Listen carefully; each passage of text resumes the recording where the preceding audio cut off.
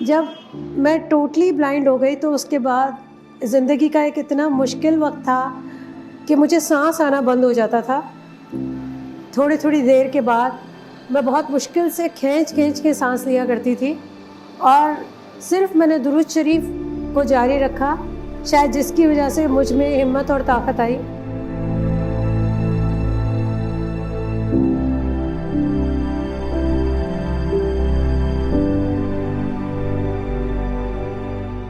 अस्सलाम वालेकुम, मैं आयशा अहमद हूँ और मैं नई सुबह में कुकिंग और स्टिचिंग सिखाती हूँ और इसके अलावा मैं मैट्रिक और इंटर को पढ़ाती हूँ। मैं स्टार्ट से ब्लाइंड नहीं थी।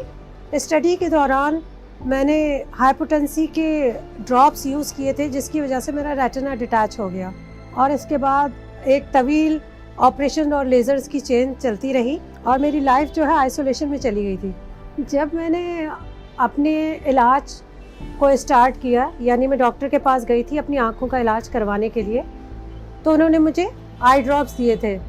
जब मैंने 15 दिन रमज़ान में आई ड्रॉप्स डालना शुरू किए सुबह और शाम, 15 दिन के बाद मेरी एक आँख का विज़न ईद के दिन चला गया था। जब ईद के दिन मैं आईने के सामने गई तो मुझे मेरा चेहरा नज़र नहीं आ रहा था एक आँख से, तो मैं बहुत ज़्यादा परेशान हुई। फिर उसके बाद 3 दिन की छुट्टियों के बाद हम लोग हॉस्पिटल गए। जब डॉक्टर के पास पहुँचे तो उन्होंने मुझसे कहा कि जिस बात का शक था वही हुआ।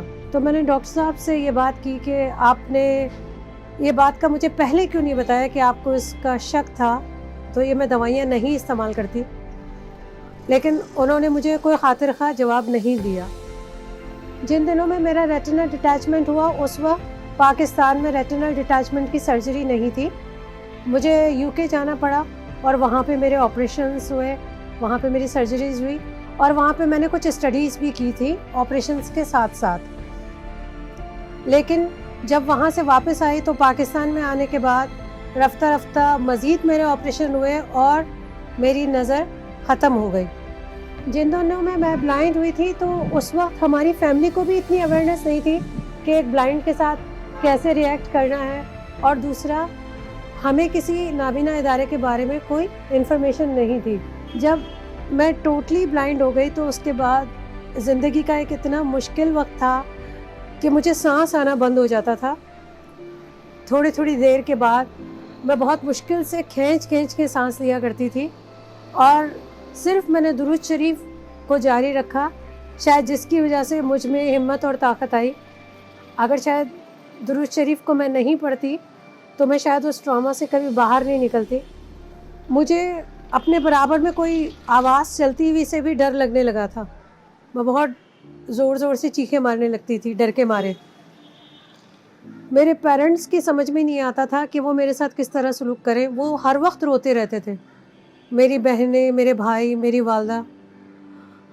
कभी भी ब्लाइंड के लिए रोना कोई उसके लिए बेहतर नहीं होता, बल्कि उसको मोटिवेट करना चाहिए कि एक चीज़ चली गई तो आप अपनी दूसरी हिस्स को बढ़ाकर अपनी ज़िंदगी को आगे कंटिन्यू करें।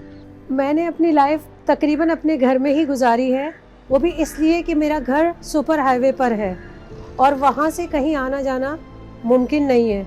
लेकिन मेरी खुशकिस्मती है कि नई सुबह की तरफ से जब पिक एंड ड्रॉप दी जाने लगी तो मैं नई सुबह में कंप्यूटर और ब्रेल सीखने के लिए आई।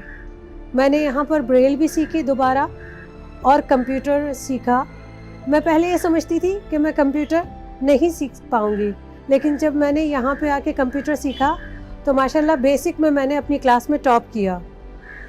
मैंने बहुत से कोर्सेज़ अपनी ज़िंदगी में किए हैं, जिसमें मुअल्लिमा का कोर्स किया है मैंने, कुकिंग के कोर्सेज़ किए, बेकिंग के कोर्सेज़ किए, स्टिचिंग, कराटे, और इसमें मैंने यूके से भी सीखा है कटिंग और मैंने इंडिया से भी कुकिंग से लेकर कराटे, ये तमाम चीज़ें सीखी हैं। मगर मैंने ये तमाम कोर्सेज़ साइटेड लोगों के साथ सीखे हैं और फिर ब्लाइंड होने के बाद अपने माइंड को सेट करके ब्लाइंड के लिए तमाम कोर्सेज़ डिज़ाइन किए हैं।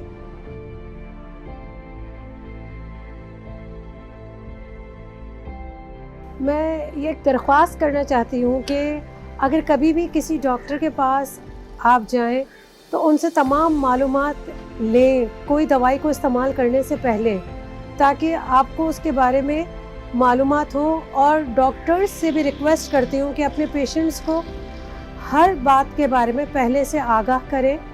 और मेरी पेरेंट्स से भी ये गुजारिश है कि अगर आपके घर में या ख़ानदान में कोई भी ऐसा स्पेशल बच्चा पैदा हो या फिर एक्सीडेंटली उसके अंदर कोई डिसेबिलिटी आ जाए, तो उस बच्चे को आप इतना मोटिवेट करें कि वो दूसरे बच्चों से ज़्यादा आगे निकल जाए।